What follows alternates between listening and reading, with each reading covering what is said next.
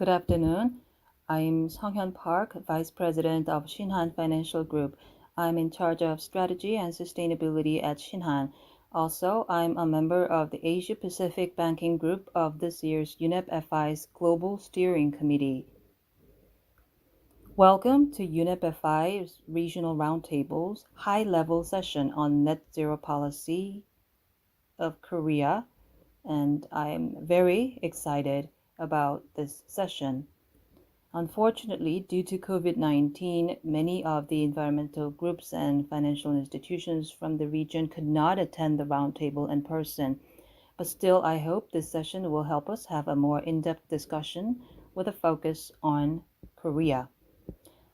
The topic today is Korea's net zero policy and the actions being taken by local financial institutions. We will address some of the difficulties FIs have in implementing their net zero strategy and shed light on how to overcome those difficulties. We have with us the leading practitioners working in the sustainability field in Korea. Let me introduce our speakers. First of all, we have the Director General Han Seung-keum from the Ministry of Environment. Hello, I'm Han Seung-keum from the Ministry of Environment. Next, we have Mr. Sang Chun-han, Chief Writer from Korea Economic Daily. Hello. And we have Managing Director Jin Young Kim from KB Financial Group. Hello. Finally, we have Mr. Tae-Young Lim, UNEP FI Korea representative. Thank you all. First of all, I'll ask Director Han Seung-keum from the Ministry of Environment. Could you please give us an overview of Korea's net zero policy? Yes, as you're well aware, in the second half of last year, the Korean government declared its net zero goal. Net zero is not about reducing emissions 20% or 30%, which used to be the approach that we used to have. It requires making a shift to a completely different concept. So after the net zero declaration last year, the Korean government is currently working on specific scenario as to how to achieve net zero by 2050. Our goal is to complete the scenario by June and develop sector-specific implementation strategies, for example, for transportation sector and for building sector, etc., by the end of the year. And once the sector-specific strategies are set, then we will have to revise the existing set of carbon-related policies developed prior to the net zero policy. For example, we will amend the basic energy plan or the basic plan on electricity demand and supply in line with the new net zero strategy. So that's what the Korean government is doing right now. And as soon as the overall scenario and sector-specific strategies are prepared, we will begin to see a huge transformation taking place in Korea. So the government is taking action and making an all-out effort now. But my question for Mr. Sang Chun-han is that how is carbon neutrality being received by the Korean society in general? This year marks a very important year for environmental issues, and therefore it's a very meaningful year.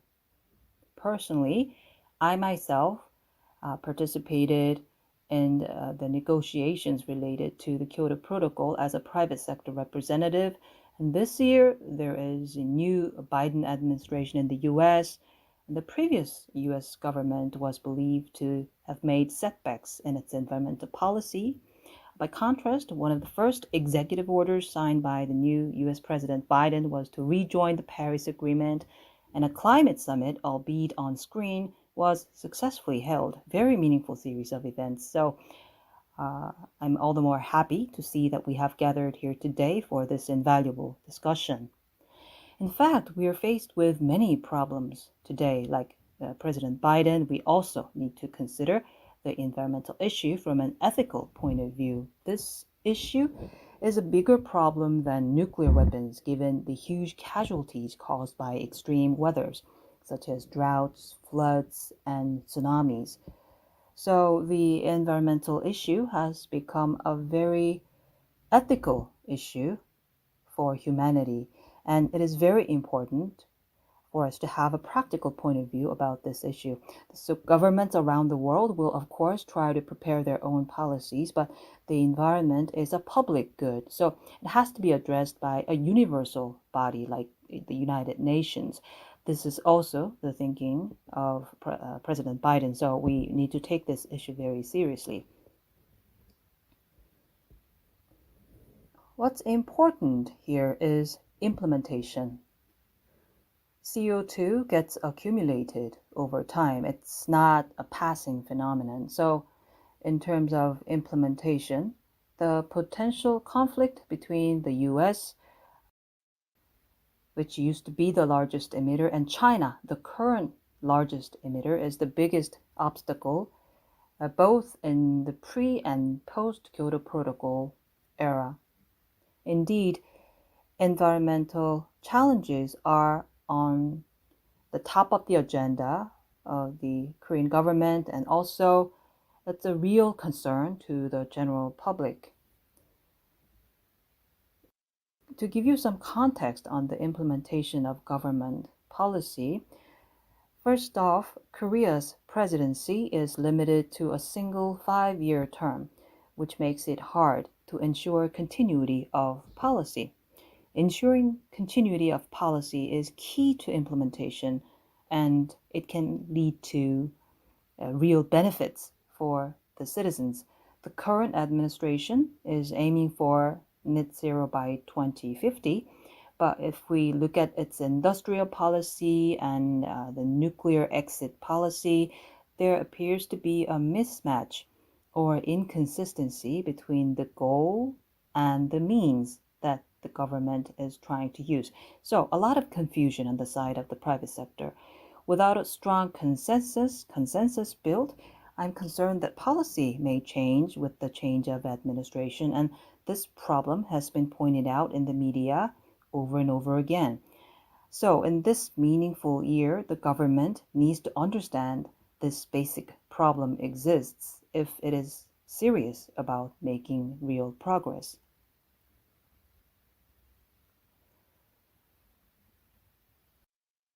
Focus today is on net zero finance. So may I ask KB, the leading financial institutions, to say a few words.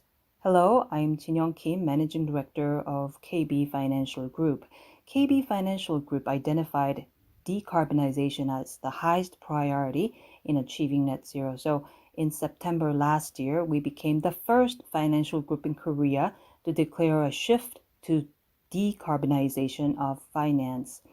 But we were a bit worried at the time because with the declaration of decarbonization, we had to give up on coal-fired power plant business, and we were not sure if we really had to do away with it because, it seemed to me and to the company that it was a huge loss for our business. But in fact, declaration of decarbonization of finance actually worked in our favor. It opened doors to new business areas such as eco-friendly business, and it helped us to communicate our net zero commitment inside and outside of the company. And on top of that, it created a good chance for us to earn trust from our stakeholders.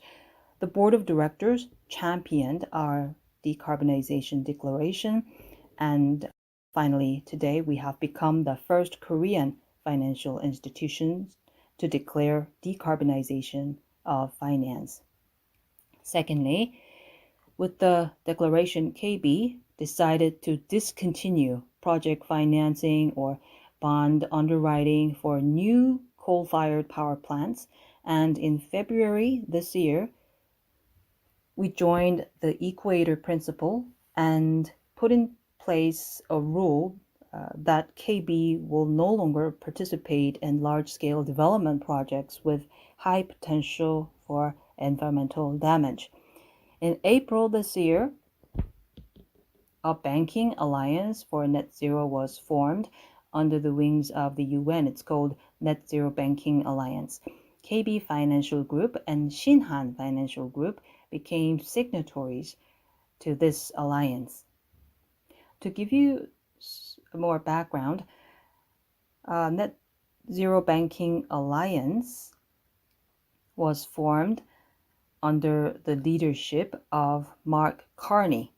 He is the financial advisor for COP26, which is scheduled to be held in Glasgow in November this year. So financial alliances were created, which includes Banking Alliance, Insurance Alliance, Securities and Asset Management Alliance, and it is the Banking Alliance that KB and Shinhan have joined. And the members of the alliance have agreed to achieve net zero of their asset portfolios of both their lending and investment. So the member banks are required to review and report their progress every 5 years, and they have agreed to share what they have accomplished every year. So we are making various efforts like this. As far as I know, Shinhan Financial Group declared zero carbon drive at the end of last year. Could Shinhan please explain about that? Yes. Regarding our approach to carbon emission, we first thought about our own emissions, just like the industry in general. We use a lot of electricity. This is because the bank's data center consumes electricity equivalent to the amount used by a city of 50,000 people. So our initial approach was to reduce emissions generated by our own business. So we announced our vision called Eco Transform 2020, and then we joined various initiatives including TCFD. And particularly after joining UNEP FI, we learned about PRI and realized that cutting emissions from our own business was important. But what was also important was that as a broker of funds, a financial institution should make investment or lending decisions in a way that helps maintain low or zero emissions from industries. For instance, we emit about 90,000 tons of carbon per year. However, 11 million tons of carbon is emitted by the companies we are lending to. So the question is, reducing 90,000 tons is necessary, but how to reduce these 11 million tons is more important for Shinhan as a financial institution. So in November last year, we announced our net zero target. And after Korea declared its net zero goal in October, Shinhan has a total investment or loan portfolio of 600 trillion Korean won. When we say that we will make carbon emissions to zero by 2050, it means that companies that are emitting carbon in 2050 will not be able to receive any investment or loans from Shinhan. This is not just a story of domestic FIs, but some global FIs have declared that they will achieve net zero emissions by 2040, which is even faster. Meanwhile, we took the first step, and fortunately, many other FIs in Korea are following suit. Recently, we embarked on a zero carbon drive. Basically, it is the concept of net zero. Net zero is the same thing as carbon neutrality. Net zero is a goal to reduce the amount of carbon we emit through eco-friendly projects or afforestation, thereby reducing our carbon emissions to zero by 2050. But the criteria for offsets or reductions recognition are extremely stringent. We have to create a zero carbon portfolio by 2050, and the key here in the process is to be able to quantify and objectify our reductions. It is not enough to claim that we made the measurements at our will and made it to zero. It must be recognized by SBTI or Science-Based Targets Initiative. There are also a number of ways to measure the amount of carbon emitted by the companies in our book. Partnership for Carbon Accounting Financials of the Netherlands has a very advanced method of measuring carbon emissions. Applying this technique, we are designing everything with the goal of reducing emissions by 38% by 2030, 70% by 2040, and net zero by 2050. Thank you for sharing Shinhan's targets. Carbon is a global public good, so it is very important to establish global standards for green. There can be many problems when the level playing field is not guaranteed. Could you please explain how the metrics can be defined in the absence of international agreements? In the Netherlands, there is an organization called the Partnership for Carbon Accounting Financials, or PCAF for short. In fact, there are no international standards as of yet, and the Netherlands is leading the way because the Netherlands has the most eco-friendly financial companies, and that's why they are taking the lead. So, how do we measure the carbon footprint of the companies we're lending to? In the case of a steel company, for example, you need to measure the amount of carbon they actually emit per ton of steel produced. You have to make an assumption and estimate how much carbon is emitted for a ton of steel produced. So as of now, PCAF is recognized as the most scientific and objective method, and CDP is also acknowledging the Dutch standards. So there is an increasing number of institutions being affiliated with PCAF. There are no international global standards as of yet, and voluntary global standard initiatives are just coming out, with financial institutions flocking to the most credible one. So we have also joined the PCAF mentioned earlier, and KB and other financial institutions will all join soon. It is likely that one day an official certification authority will be created by the UN or another global organization. Until then, we will have to rely on voluntary initiatives.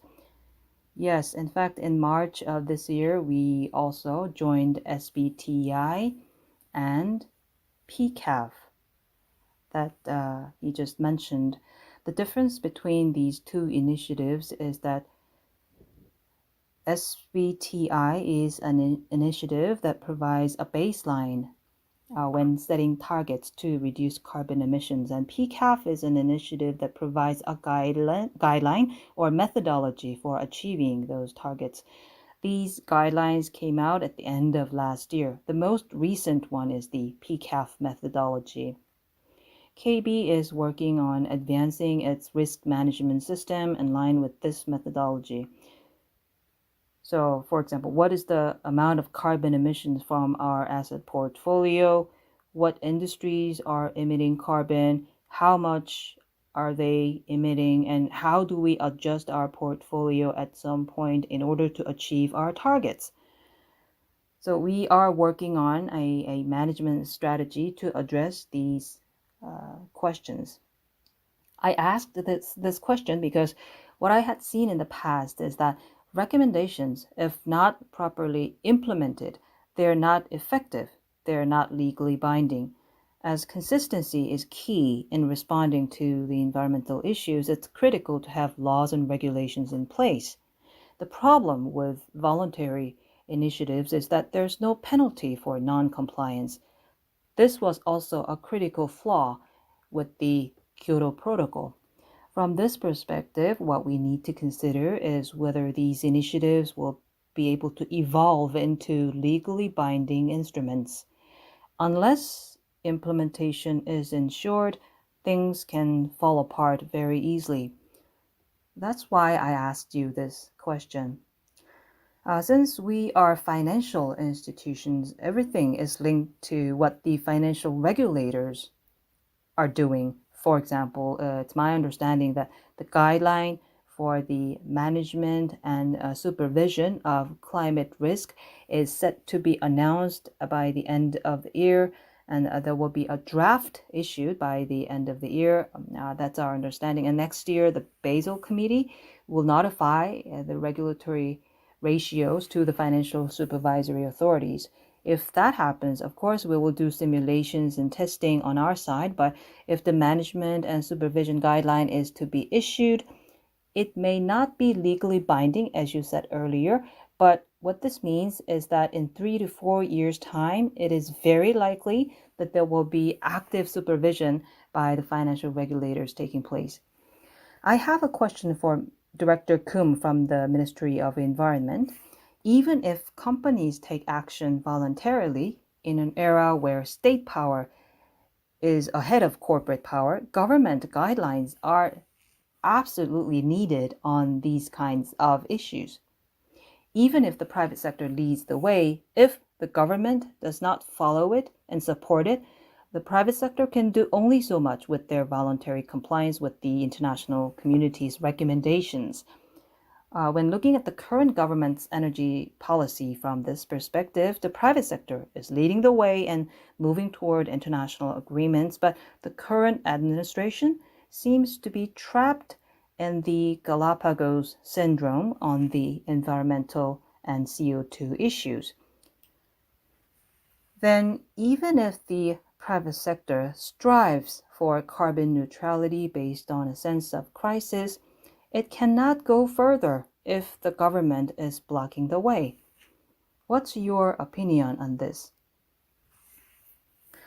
Since the focus today is on finance, let me tell you from the financial perspective, things have changed a lot.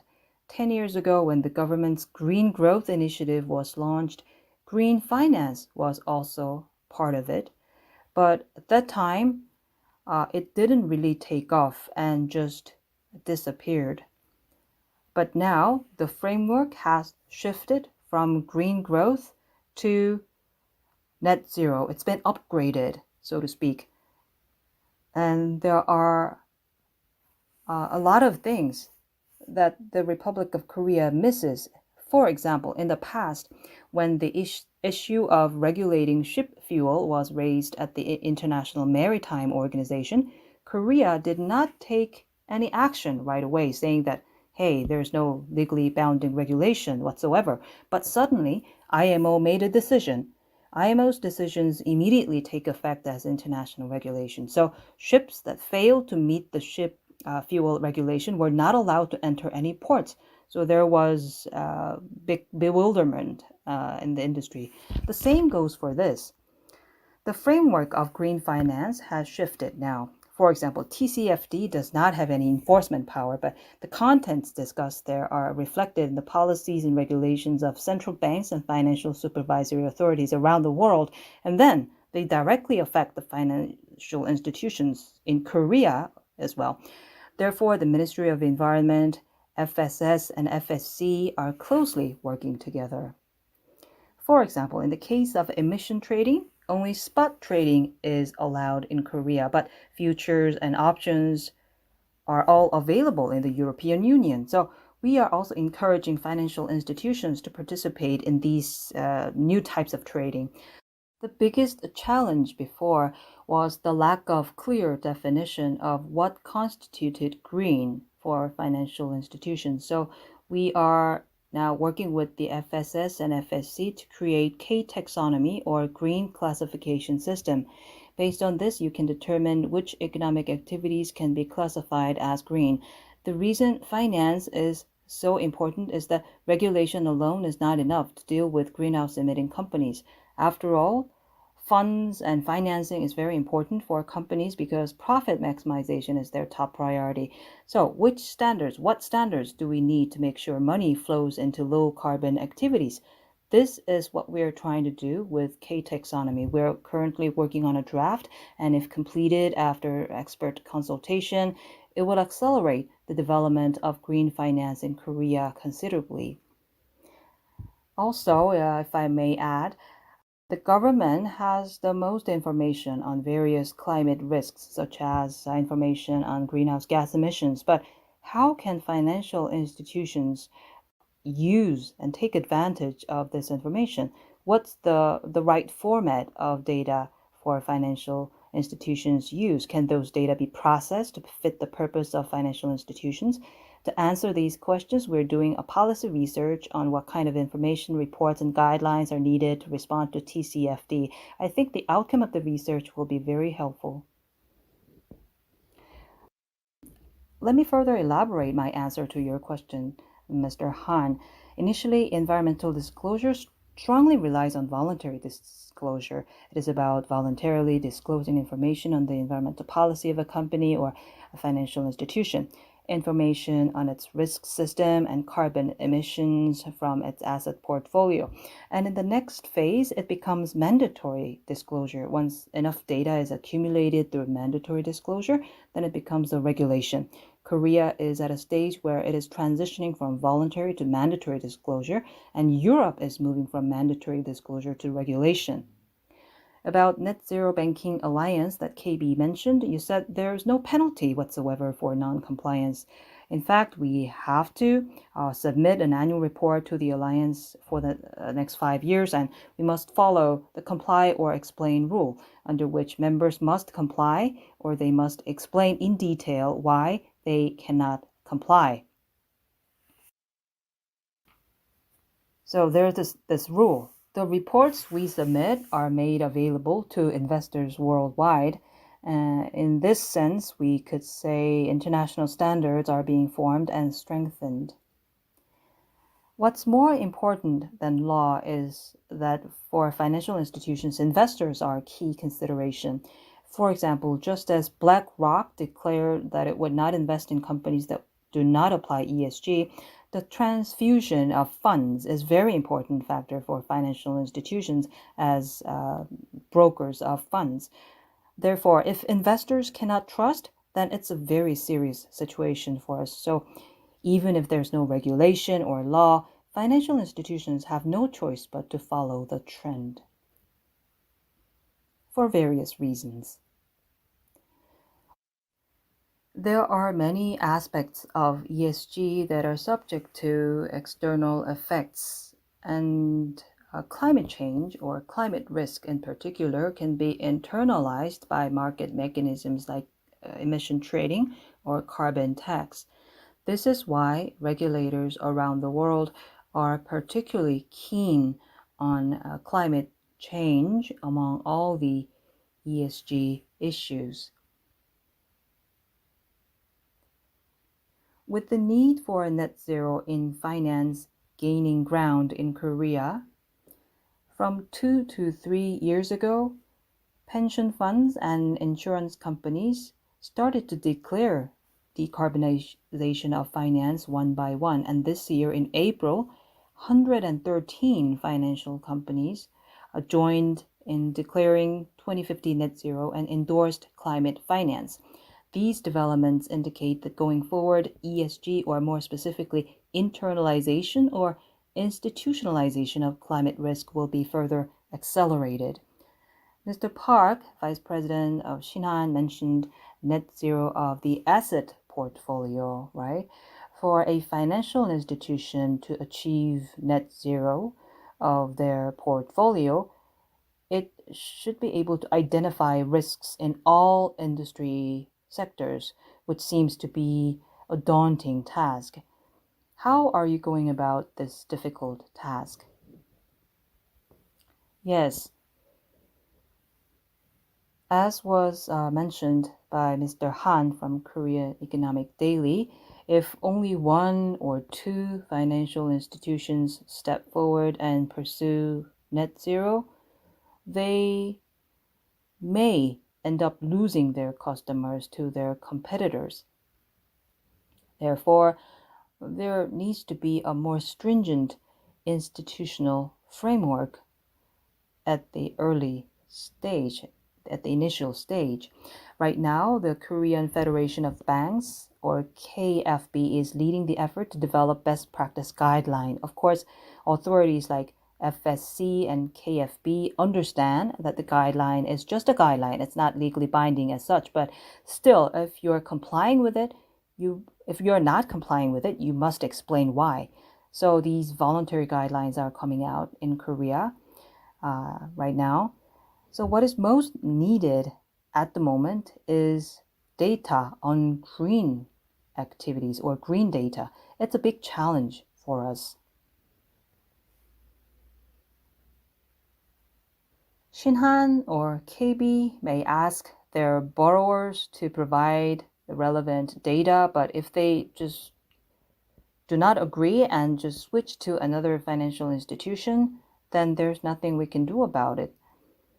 So obviously, to deal with ESG issues or climate finance in particular, financial institutions are not competing with one another. They are partners. They have to work together to create an environment where provision of climate data is a must for getting a loan. But Korea is not there yet. So we are doing a lot of customer engagement to incorporate carbon emissions in our loan assessment process, just like KB is doing. For instance, we will consider ESG factors in our credit rating of individual companies. In other words, we will consider carbon emissions, human rights, and other non-financial factors or ESG factors of a company in our credit rating in addition to financial factors. Shinhan's investment assessment risk management system will be all set by the end of the year. Once the system is ready, we will ask our customers, give us your emission reduction plan. What's your current emission level? You have to reduce this much in order to extend your line of credit. So we will intensify our customer engagement in this way. If all financial institutions join forces, it will become much easier to gain access to such data, but we're not there yet. Of course, for the short term, there is a concern that we might lose this large customer, a wealthy customer, to our competitor. But over the long term, we need to go hand in hand with our customers. If they don't reduce their emissions, then they may end up spending more money on paying carbon tax or purchasing emission permits, which will have a negative impact on their financial statements. If these companies take up a large portion of our bank's portfolio, then our bank's sustainability will also suffer. So over the long term, working together with our customers is the right direction we should be headed. In the past, under the Kyoto Protocol, the situation was a bit different. Korea's position was that Korea was neither advanced country nor a developing country. We claimed that we were in between, but in fact, Korea was on par with advanced countries in terms of their emissions. But back then, Korea did not want to acknowledge it. I have been following the UNFCCC for more than 20 years now, and while we were under the Kyoto Protocol, things were quite fuzzy. Korea was neither an advanced country nor a developing country. It was quite awkward for Korea to take a definite position between the two. Then advanced countries would challenge us. Korea, what's your position? But Korea was still neither here or there. So what I'm trying to say is that in order to avoid repeating the same mistakes, the government needs to present a clear vision from a longer term perspective. Of course, you need the consent of the legislature in order to make laws and regulations, but with respect to finance in particular, to advance green finance or to assist financial institutions in climate risk assessment, availability of data is critical. The government has a large database, but it is very conservative when it comes to its utilization. The government has our own difficulty because when we request data from companies, then the companies reject our request, saying that it's their trade secret. But is greenhouse gas emission a trade secret? No, because greenhouse gas doesn't tell you anything about the industrial process itself. Recently, there were some media reports saying Korean companies have huge emission liabilities, which will grow to thousands of billions of won in a few years' time. In fact, Korea has accounting standards, a guideline on emission liability, co-developed by FSS and the Ministry of Environment. However, companies are not strictly following these standards. For example, they only record emission liabilities against which they have to purchase emission permits. They do not record the proceeds from the sale of the emission allowance. To an outsider, this company looks like carrying liabilities only. So just last week, I had a meeting with FSC and FCC, and we agreed to make these standards more granular and specific so that companies report the amount of their allowance, emission proceeds from the sale of their allowance, etc. Only the total amounts are reported for provisions or income, so you don't know what they consist of. Or on the liability side, emission liabilities are recorded transparently, but on the income side, only the total amount is revealed. If we can provide more specific guidelines for reporting the minimum amount of data required, it will allow financial institutions to get a better grasp of the basic information. Also, for the kind of data that may not be as critical as a trade secret, then it can be made available by processing the raw data so that it can be used for policymaking. If we can make improvements in the institutions in this way, it will be extremely useful. With regard to infrastructure, you talked about the institutional infrastructure. I think the top priority should be the national net zero goal because it will eventually filter down to the real economy. And then we need to look at the financial system. IMF is supporting the idea of carbon taxation. BIS, in its Green Swan report, called for an overhaul of the entire financial system. In Korea, too, FSC has announced its green finance promotion policy earlier this year. According to this policy, government-invested banks are also required to put in place green finance organization to boost their financial performance. Climate risk supervisory framework is being introduced to promote green finance in the private sector. Taxonomy is being developed. There are disclosure requirements being prepared and introduced. However, these are all individual, separate programs. So what we need is a more integrated or harmonized action plan or roadmap like EU's Sustainable Finance Action Plan. Since we have no representation from regulatory authorities today, let me ask this question to KB. What was the biggest hurdle for KB in declaring net zero, and how did you overcome it? As was mentioned by Mr. Sang Chun-han earlier on, disclosure is key. As a financial institution, we assess loan applications from companies, and the thing is all their data transparent and consistent? Is it available to all stakeholders? Unfortunately, this is not quite happening. In case of other financial institutions, for example, at Shinhan Financial Investment, they would create a basket of external ratings such as MSCI and TJSI. They would combine 7 to 8 ratings on a weighting basis to assess creditworthiness of the companies. At KB Securities, we combine external ratings with the qualitative assessment by our analysts for click adjustment. At KB Bank, we are working with Korea Corporate Governance Service to develop a rating model. So basically, large enterprises talk about ESG and climate risks, but small and medium-sized companies are totally in the dark.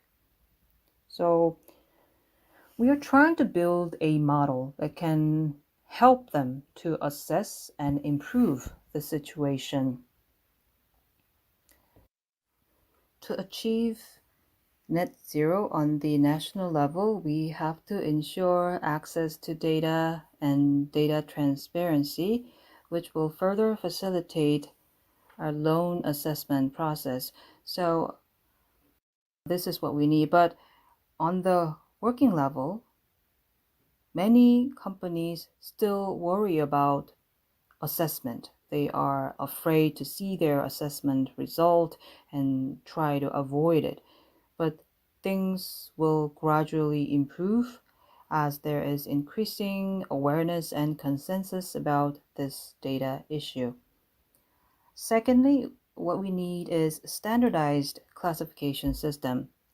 Currently, the Ministry of Environment is working on K taxonomy. We joined EU taxonomy last year. We joined one of its working groups where we brought our SME loan data and ran the data to assess whether it was green or not. This year, we're in phase 2 of the working group and focusing on more details of the work. I'd like to take this opportunity to make a request to FSC and the Ministry of Environment who are working on the draft K taxonomy. It would be great if the authorities invite private sector financial institutions like KB or Shinhan to participate in the trial run of the system with their own data sets. Ideally, the national classification system should be developed with the participation of the private sector to ensure full effectiveness. So again, I asked the ministry to give us a chance to participate in the pilot run of K taxonomy.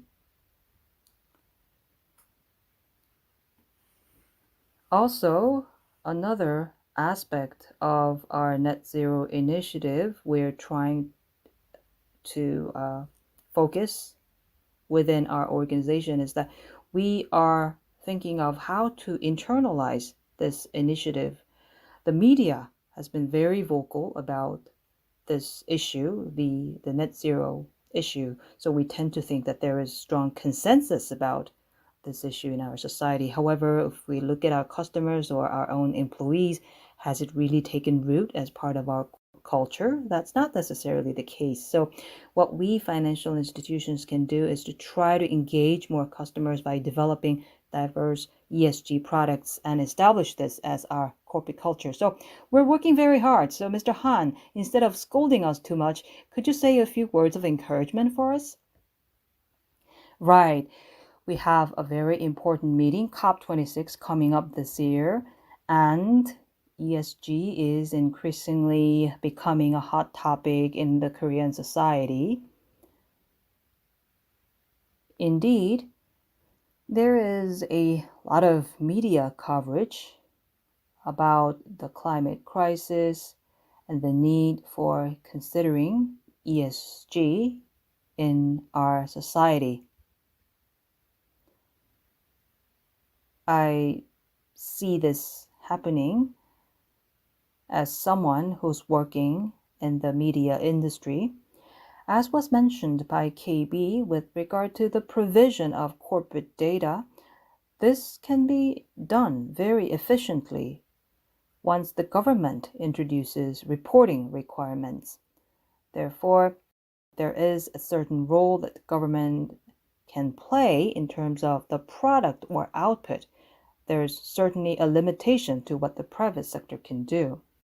But it is also true that we have to take advantage of the strong momentum that is being created in the private sector because we don't want it to be wasted, right? Now that we have two speakers representing the leading financial institutions in this field, I'd like to ask this question to them. Recently, financial institutions are setting up ESG committees in order to highlight their social responsibility effort. To ensure its objectivity, a group of external experts are invited to sit on the ESG committees. Also, the ESG committees are used as an effective tool for promoting FI's ESG effort and also for developing new financial products to create profits in ESG space. So the committee serves multiple purposes. I understand the financial regulators are doing their part, so I promise that the press will also do its part. The new CEO of the Korea Economic Daily, Mr. Jung-ho Kim, is also very much interested in this area. So I give you my word here that my company will also support the efforts of the financial industry. It is not an easy task for a financial institution to achieve net zero. It's because it cannot do it alone, but has to work together with the real economy and the industry. I have a question for the Ministry of Environment. It seems that we need a huge transformation. Could you please share your wisdom as to how we should move ahead? As I said earlier, what's more important is the accurate direction. As Mr. Han and other speakers rightly pointed out, that the journey we're taking isn't going to be over with the current administration. The journey has to go on at least for another 30 years and beyond that even. And in order to be successful, the government should set us on the right path. Based on what we have experienced in the past, it's very important for Korea to understand its position in the international community. Korea is an advanced economy, and it is advanced in every other way. This means that Korea now has a greater responsibility, and now that it has set its net zero goal, the government should no longer rely on the industry cutting emissions here and there, but rather it should try to gather support from all sectors to work together toward net zero. Financial sector, industrial sector, and the government should all work together to achieve the net zero goal. At the Ministry of Environment, our motto or slogan is 2050 net zero starts right here for myself. So this means that it has to start immediately, and it cannot be done by the government alone, by the industry alone, or by the citizens alone. Of course, everyone understands that the industry understands that net zero is the right direction. It's just that since it's a very challenging journey, they're saying they need guidance. So the government should provide support to the industry and raise awareness among the citizens. And that's why internalization that was previously mentioned is extremely important. Can we achieve net zero by 2050 just by cutting emissions from the industry side? No. If we think about all the products that we use in our daily lives, where do they come from? A lot of greenhouse gases are emitted in the process of manufacturing them. So we have to mainstream the net zero goal in our society, in all aspects of our society. Of course, certain things can be achieved by laws and regulations, but we definitely need internalization effort to change the culture. And this is where collaboration with the government is critical.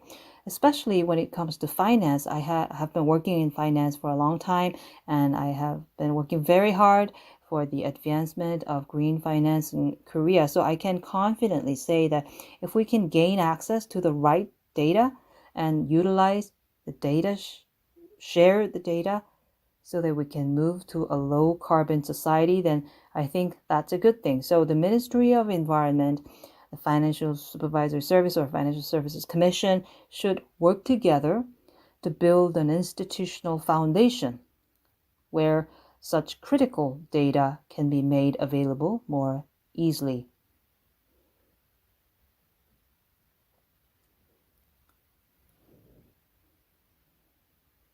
I would like to tell you what UNEP is doing. I would like to share with you what I have felt while working at the UN Global Steering Committee.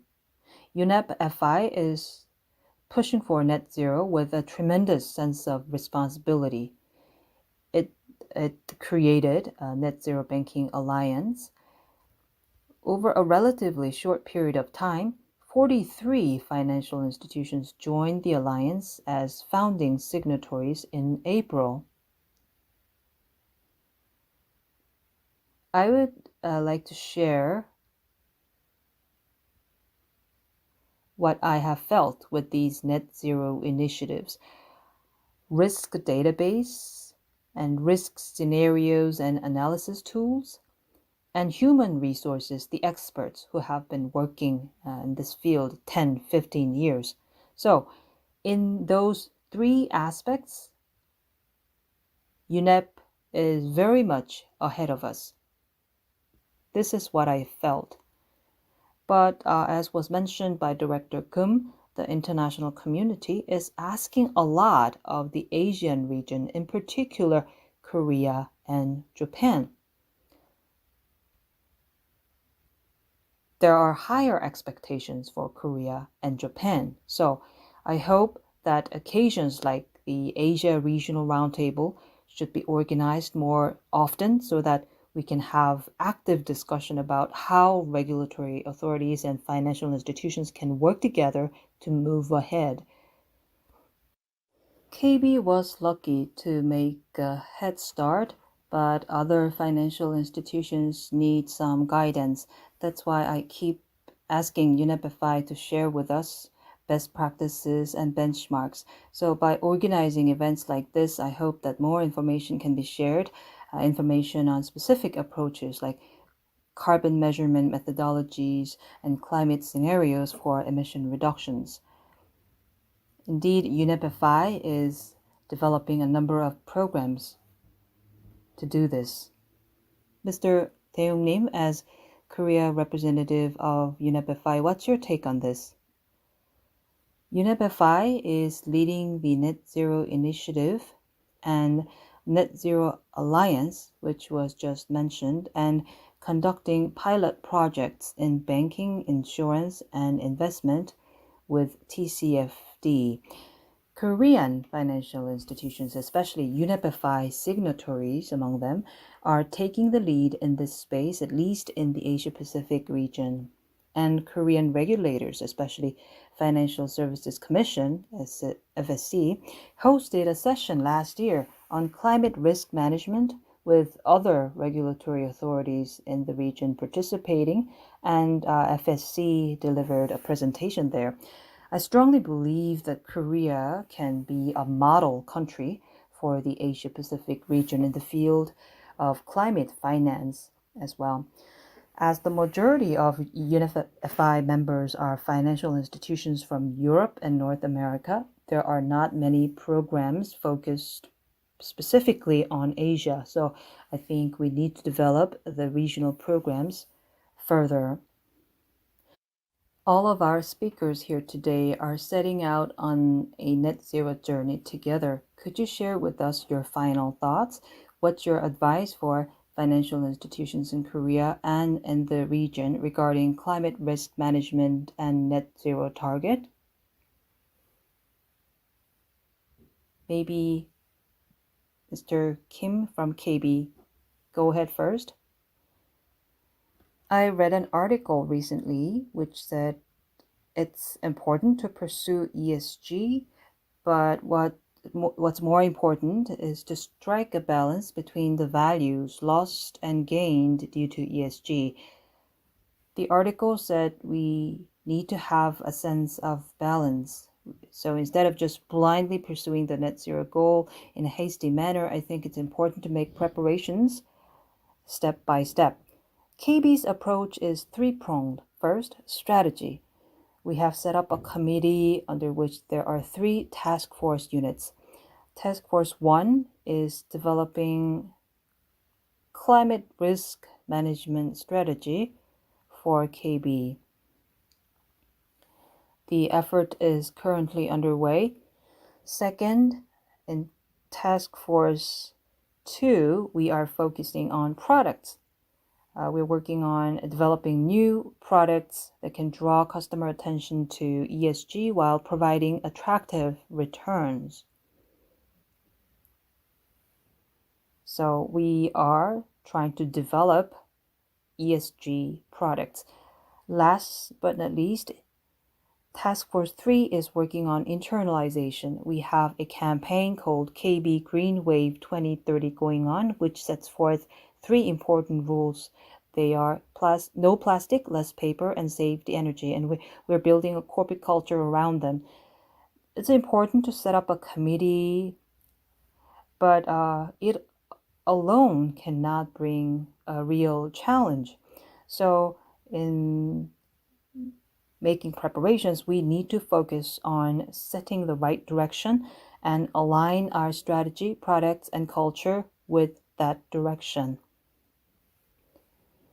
Again, I'd like to emphasize that the system being developed by the government or the Ministry of Environment should be tested with a large volume of data provided by the private sector before it is actually put to use.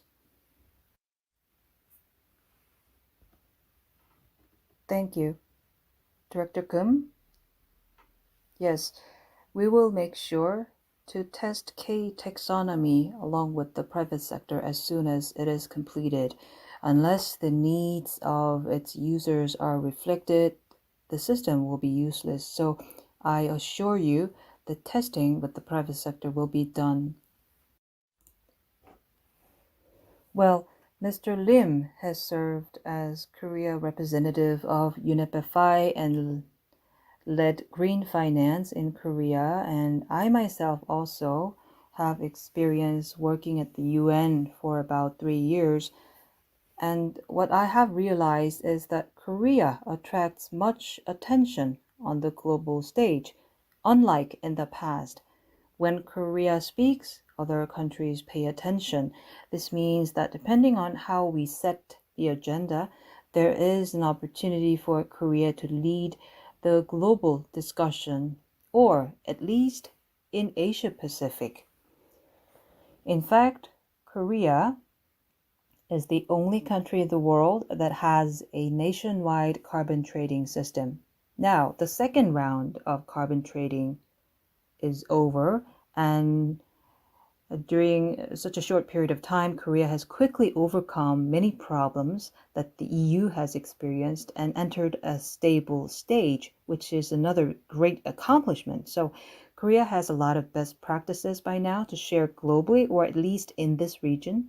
And in doing so, there is a possibility, I think, that Korea's proposals may be adopted as global standards if those proposals are good. Since you are with UNEP FI, I hope you will organize such opportunities to promote Korea and Korean companies and financial institutions who are leading in this field. So I hope to see more of such occasions where Korea can promote its best practices. Thank you. Yes, when I think about climate finance, I imagine antelopes along the Masai Mara River in Africa. The first antelope that jumps into the river becomes almost always the lunch for alligators. If financial institutions jump in together, they can all live. But for the first mover, there is a certain level of danger. Fortunately, financial institutions these days are turning more positive toward ESG and has a will to pursue climate finance. It's just that they don't know how. We heard many good ideas today from Chief Writer Mr. Han, with some admonitions, of course, also from Director Kim. Thank you for your advice and ideas. As I said earlier, in climate finance, KB and Shinan are not competitors. We are partners. So I hope that we will have more opportunities to work together going forward. Yes, could you say a few words to wrap up? Today we discussed a lot about Korea's net zero policy and the role of financial institutions. There were many good ideas about the potential roles that Korea can play in the Asia Pacific region. I hope that what we have discussed in today's session will be helpful, not only to the attendees, but also to everyone who will watch this video. With that, we conclude this session. Thank you very much.